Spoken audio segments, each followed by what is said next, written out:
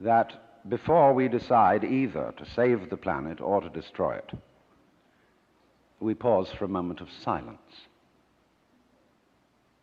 I don't mean that kind of grim silence which one observes when somebody says, such and such a famous person has just died, and we'll observe a moment of silence in his honor, and everybody frowns and thinks very serious thoughts.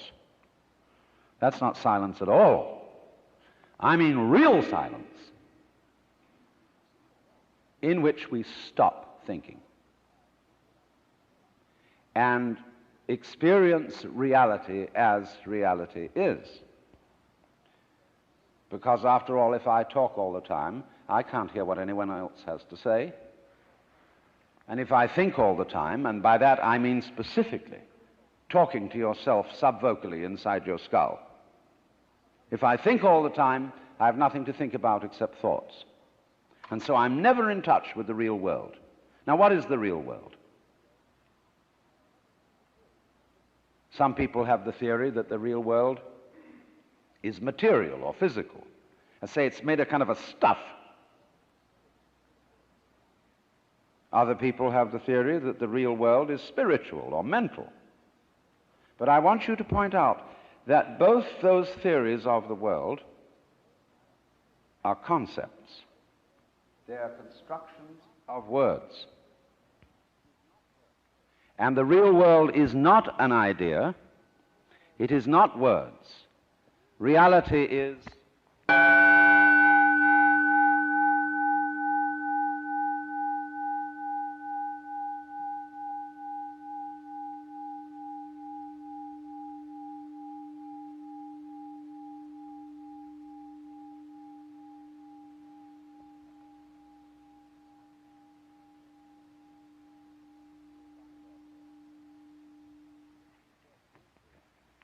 you will find, therefore, that if you get with reality, all sorts of illusions disappear. And I will mention several illusions that have not this kind of existence.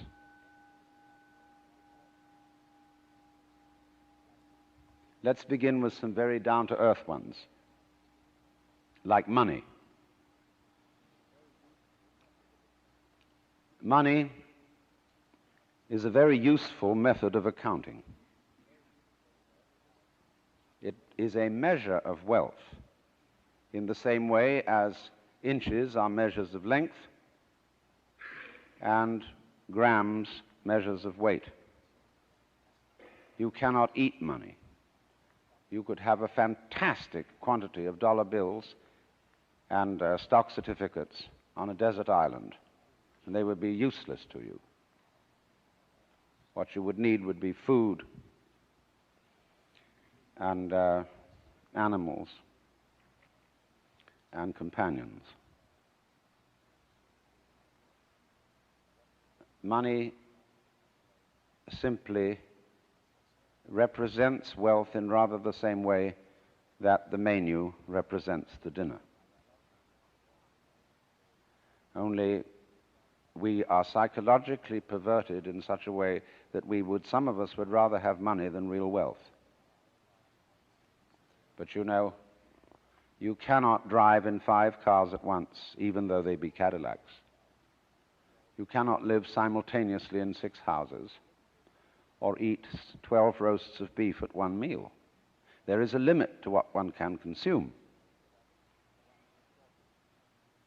So that's one of the sort of confusions I'm talking about. Another is that we confuse ourselves as living organisms with our idea of ourselves. That is to say, with a conception of myself which is called the personality or ego.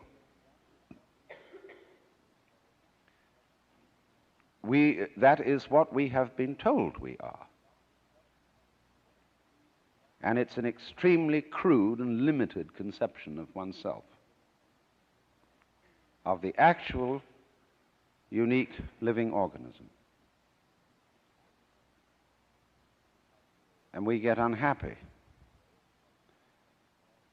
because we're thinking of ourselves in this way, because we think, well, gee, I'm going to die. I once talked to a woman who came to me and said she was afraid of death. And we went into it in a long conversation. I said, what are you really afraid of?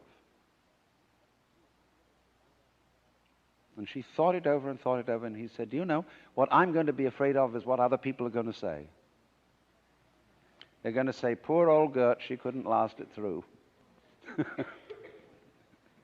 Because you see, who you think you are is entirely dependent on who people have told you you are.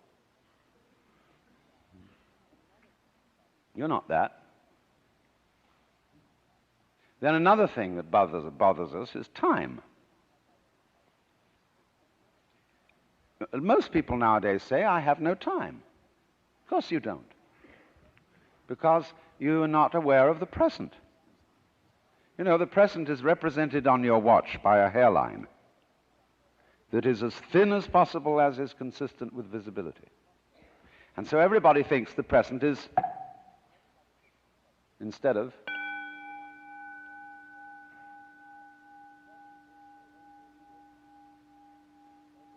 now, the present is the only real time.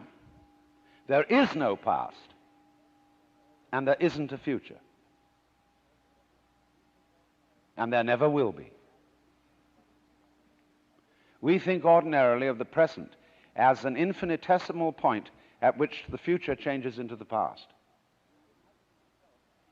And we also do a terrible thing. We imagine ourselves to be results of the past. And we're always passing the buck over our shoulders, like when God approached Adam in the Garden of Eden and said, hast thou eaten of the fruit of the tree whereof I told thee thou shouldst not eat? And Adam said, this woman thou gavest me, she tempted me, and I did eat.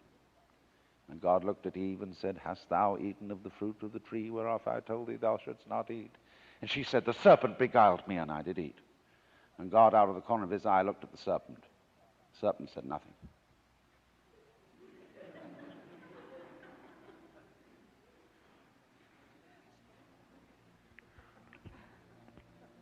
So you see, we're always passing the buck and don't realize that the past is caused by the present, as the wake of a ship flows back from the prow. Now, the wake doesn't drive the ship any more than the tail wags the dog.